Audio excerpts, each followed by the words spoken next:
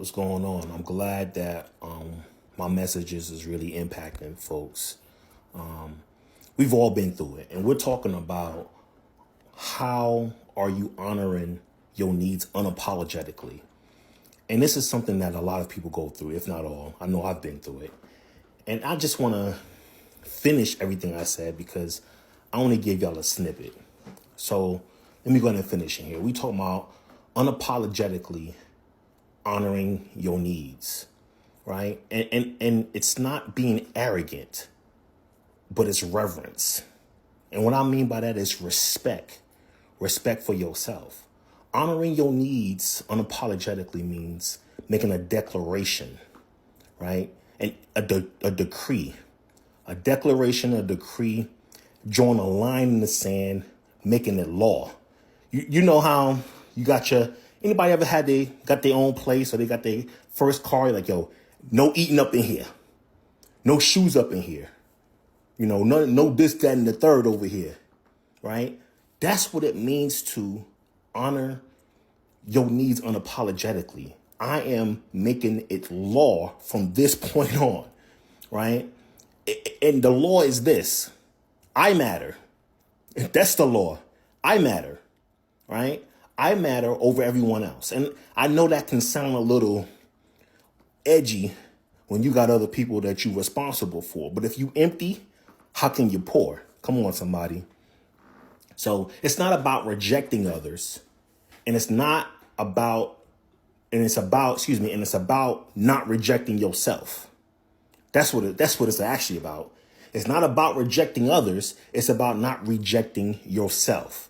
And not rejecting yourself looks like this. It looks like choosing rest over burnout. We know what burnout is, right? When we are struggling to honor our needs unapologetically, right? It looks like burnout when you don't know how to honor yourself. So when you do start honoring yourself, it looks like rest over burnout. You got two options. Is it time to rest or is it time to push a little harder? The push a little harder to burnout is gone now, right? Because I'm honoring myself with rest. I'm saying yes to me, right? I'm saying no without guilt. That's a big one, right? And especially when you're not honoring yourself and you people pleasing, you feel guilty, right? Something part of you is like, man, I could do this. No, but I'm not, because I'm honoring myself. So what I could do is say no, and I'm not going to feel guilty. And how do I not feel guilty? Right? You know what? Me first. Right? And you know what? You got to practice it because it sounds cringy at first when you're so used to people pleasing and not honoring yourself. To say no to someone else and putting yourself first seems cringy. Right? At least to me, it did. You know what I mean? Creating sacred boundaries that don't bend just to keep others comfortable. Right? Sacred boundaries. And I'm going to do a whole nother video on what sacred boundaries is, right? So creating sacred boundaries that don't bend. There's certain things in our life, right? There's a code on, right? I'm from an area where, well, back when I'll just say this. There's a time that I lived in, and even now, there's codes that do not get broken. There's things that I will not do, right? And under any circumstances, you dig what I'm saying? So we got to create boundaries like that in our life, right? That are unbendable. That's what it looks like when you are honoring yourself unapologetically, right? Reclaiming your peace from spaces that can't hold your light. Reclaim your peace. Take your peace back from spaces and places and people, right? That can't hold your light. And what I mean by that, no longer giving your energy to those things that don't align with you. Okay. And once you start doing this, here's the clues right here. It starts to feel like I could take a deeper breath, right? What's a deeper breath feel like? Those of you who've ever been in a hand-to-hand thing before and you ever been hit in the stomach, right? You just, or you from the old school and you used to get them whoopings where you cry so hard, you can't even breathe. Right? Or You ever been in a pool and gulp some water down, right? Can't breathe, got that SOB, shortness of breath. Those who got asthma, you know what I'm talking about. So it feels like when you can finally take that deep breath, right? That's an indicator of honoring your needs unapologetically. When your heart starts to feel light because you did the right thing for you, right? You have a more authentic lifestyle, a more authentic life. I'm living freely for me. I'm not doing this because I'm doing this because this is what I want to do, right? And your healing is louder. Somebody say louder healing, right? And what's louder healing, right? People can see the change in you, right? People can see it. They can feel it. Oh, snap, there's something different about him. And I'm not talking about my head either, but my energy, right? So what you allow teaches the world how to treat you. What you allow teaches the world how to treat you. So every time you abandon yourself, your light dims. But when you choose to show up for yourself without shrinking, right? Without apologizing, you activate something sacred. You start drawing in people who honor you, not just see you. You begin walking in alignment and not obligation. You stop begging for love and you start becoming it. Because your needs aren't too much. It's you. You get what I'm saying? They are instructions from your soul. Your needs are instructions from your soul. They're sacred. They're necessary.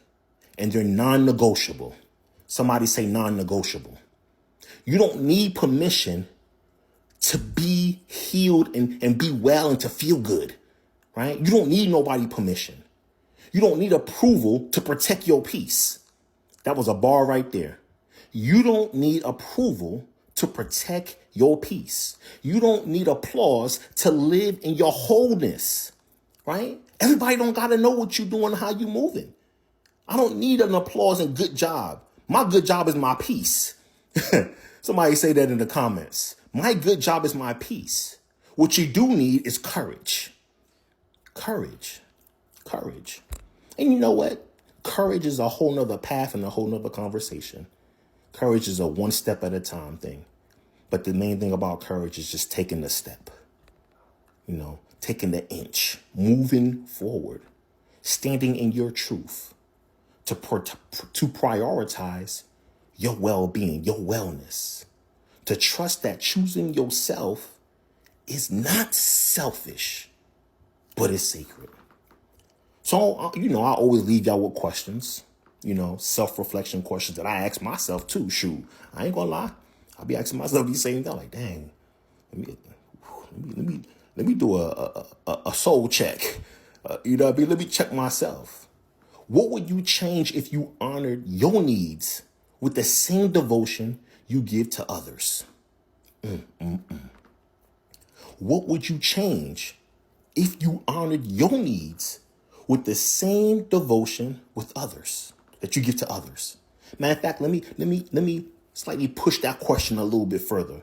What would you change if you honored your needs more than the needs that you devote or your time that you devote with others? And I'm gonna leave you with an affirmation. And here's the affirmation right here. I honor my needs unapologetically. I honor my needs unapologetically. I'm not too much. I'm finally enough for myself. That's it. That's it. Because you cannot pour from an empty soul. You can't fully be seen while disappearing on yourself. You can't fulfill your divine assignment while constantly abandoning the one person who depends on it. You. So ask yourself today and every other day, how am I honoring my needs without guilt, without making myself smaller, and without apology?